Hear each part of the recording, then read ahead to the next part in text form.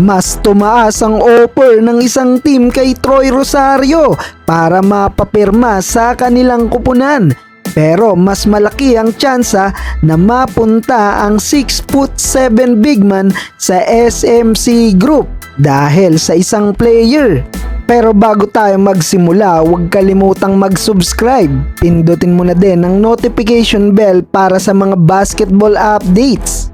So kamakailan lang ay opisyal nang dinecline ni Troy Rosario ang mismong offer ng dating kupunan nito na TNT Tropang Giga at nagkakahalaga yan ng 750,000 pesos a month for 5-year deal.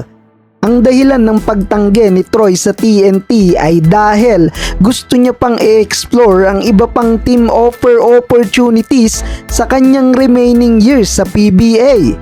Dahil tapos na ang negosasyon ni Troy sa TNT, pwede nang makapaglatag ng offer ang SMC Group sa former NU Star. Pero umaasa pa rin ang kupunang Converge Fiber Xers na pipirma sa kanila si Troy Rosario.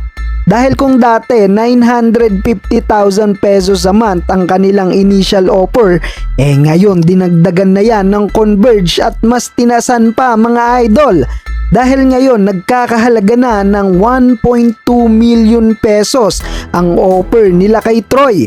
Well, ayon sa mismong Converge team manager Jacob Lau, si Troy Rosario na raw ang missing piece sa kanilang kupunan. Matapos makuha ng Converge ang former Gilas player at sharpshooter na si Jordan Heading. Mukhang tablado na ang offer ng Converge dahil malaki ang tsansa na sa Barangay Ginebra na mapupunta si Troy.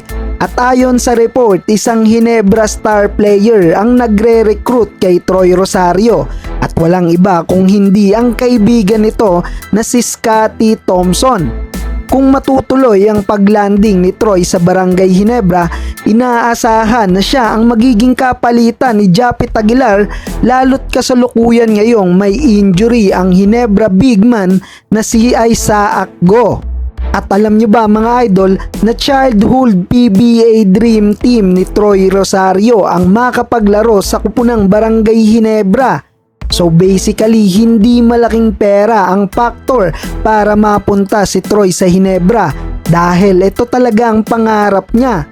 Ayon sa report mula sa spin.ph, pina-finalize na ang kontrata na ibibigay sa 6'7" big man at nagkakahalaga yan ng 750,000 to 800,000 pesos a month.